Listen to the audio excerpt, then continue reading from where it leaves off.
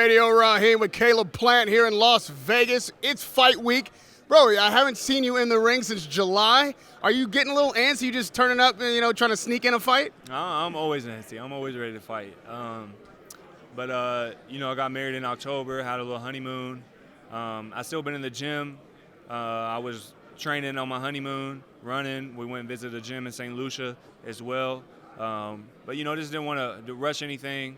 Everything's been so perfect this far. It's no sense in rushing and trying to, Were you sparring on your honeymoon? No sparring. But I was running and I was training some. So, in your mind, what are you running and training for? Obviously, you want to fight, but who?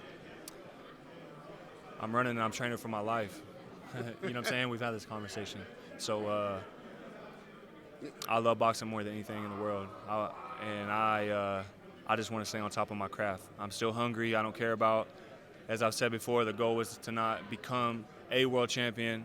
It was to win multiple world titles and multiple weight classes. It's to become the first undisputed super middleweight champion of the world. So I'm not where I want to be. So. In the second half of this year, we've seen guys who you could potentially be matching up with, potentially be unifying with, have fights. Is there anything that stuck out to you since your fight in July and been like, man, I wish I could have got that fight, or this moment passed me by in a matchup that could have been made? No, I don't let moments pass me by. I'm prepared. Success comes when preparation and opportunity meet, and I'm always prepared. And thus far, I feel like my team has done a flawless job with my career. I don't know if you can name too many world champions who became a world champion in 18 fights against a caliber of a fighter like Jose. So I'm right where I want to be. I'm right where I'm supposed to be. We just saw Canelo, for instance, jump up to 75. He got a title at 68. What did you make of Canelo Kovalev? To be honest, I didn't see that fight. I seen a couple highlights on YouTube where he stopped him, but I heard he didn't throw a whole lot of punches in that fight. But he got the job done. He stopped him, and he did what he's supposed to do. But I guess, as I was saying with another interview, that Kovalev came out with a statement that he knew that he wasn't going to win or something of that manner. Right. So it was impossible for him to win. Yeah. Well, that's a guy going into a fight knowing that he's going to lose. So that's a guy who's going to lose. Callum Smith is in action this Saturday as well on the 23rd. Is that a fight? I know the politics of boxing can be complicated, but is that a fight that you could see yourself getting into? And if so, how would you beat Callum Smith? Like you said, I think it would be more difficult to make, especially anytime soon. If he keeps doing what he's supposed to do and I keep doing what I'm supposed to do, that could be a mega fight that would make sense for both parties to make. So until then, I got to keep handling my business, and hopefully he keeps handling his. I mean, arguably, he's one of the top guys at 68. You are as well. There's nobody that really has defined the 68 division yet. Yeah. That's still up for grabs. Mm-hmm. So how do you see the matchup between the two of you? With me getting my hand raised, I think I'm the best super middleweight. I feel like the other three would agree to disagree, and that's fine. I'm not here to go back and forth too much, but I think I'm the full package. I think every other champion at the super middleweight division, they're all good champions. They're great champions, but I feel like I'm the complete package. I can box. I got good ring IQ, great ring IQ. I have the athletic ability, the foot speed, the hand speed, the defense. And if it comes down to we got to stand in front, it turns into a fight. If a fight breaks out, I showed y'all with Jose I can do that too. And I feel like those guys are great fighters, but I don't feel like they are the complete package. When you watch this interview back, you may or may not be surprised to find out that you subconsciously flipped off every other champion, every other title holder in your division when you were correcting your glasses.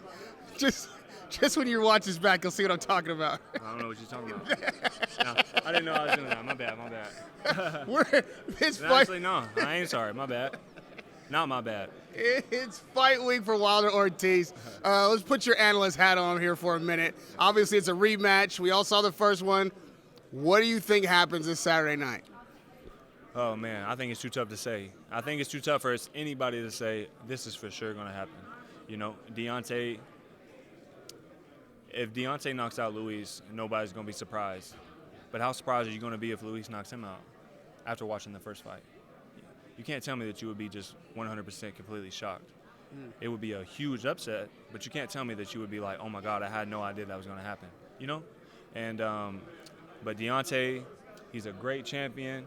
He's right down the street from me, from where I'm from. I'm from Nashville. He's from Alabama. We've known each other for a long time. He's a great dude. A lot of athletic ability. The hardest puncher to probably ever lace up a pair of boxing gloves. And there's no depth that he's not willing to go to get his hand raised. But Luis, Cuban School of Boxing, he's a southpaw.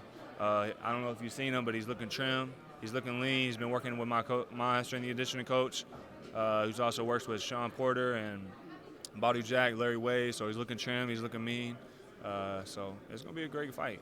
What is the greatest asset for a fighter if he could only have one? Because I feel like this matchup is a display of technique, like you talk about, the Cuban tradition, and extreme power in Deontay Wilder, which we've seen in that right hand time and time again.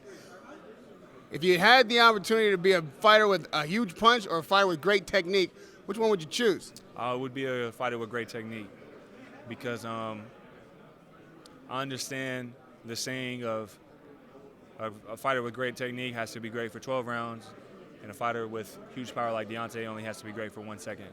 But you're banking on that you have to knock him out, and if that doesn't happen, it's not going to go your way. So Jose was banking on knocking me out.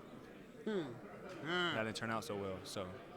And one more, and we talked about what a huge upset this Ortiz fight could be. It wouldn't be nearly as big an upset, though, as Ruiz was with Joshua, and we're going to see that fight again very soon, December 7th. Give me your analysis on seeing that one again. I'm going with Andy. The world may, as I said in another interview, the world may just be catching on to Andy now, but anyone who's really been in boxing has known about Andy for a long time, and that's a bad boy. I think he's naturally the better fighter, just naturally gifted. I think he's more explosive and faster, and he's been doing it for a long time. I think longer than Joshua. So they're both looking, I heard, more trim for this fight, but I'm rocking with my boy Andy. So. You think that's a wise choice on Joshua's side to thin out? Like, obviously he's a big guy, big muscles. That was part of his brand, if you will. And taking that weight off, will that help him? I think it could. I think, being too muscly and too big, your muscles need oxygen to perform. So the more muscles you have, the more oxygen you need. So the easier it is going to be able to get tired. Sometimes big muscles get in the way. So I think he's trying to lean up, be a little more trim, be a little faster, not just bank on that one thing. So we're going to find out, but I'm rocking with my boy Andy. And for Andy's sake, some people, even Freddie Roach, are like, he's crazy. This guy is better fat. He's been fat his whole career. He's had success with that. Why slim down now? I don't think that's necessarily a knock on Andy. I understand where they're coming from, but at the same time, I think that shows how bad he wants to win this second fight. It would be easy for him to make all this money and become, the champion and maybe slack off and come in even heavier. But I feel like that's a testament to how bad he wants it and how hard that he's training. So, but the great thing, just like I said earlier, we're going to get to find out. It's that time of year when we can look forward to 2020 and start plotting and planning our courses. If it looks like you won't be fighting this year, 2020, in a perfect world for Caleb Plant, tell me something you want to accomplish, a goal you have set for yourself that next year we can say you did that. I want to become the unified world champion. I want to fight David Benavidez. That's who I want to fight. That's the fight that I want. That's the fight I want more than any other fight in this world. I want to fight David Benavidez. Radio Rahim with Caleb Plant. I would love to see David Benavidez versus Caleb Plant. I hope you make that come true. It's been wonderful talking to you. You might have a future in the analyst division here someday soon. Thank you. Congratulations on your wedding, your honeymoon. Glad to have you back. Radio Rahim with Caleb Plant.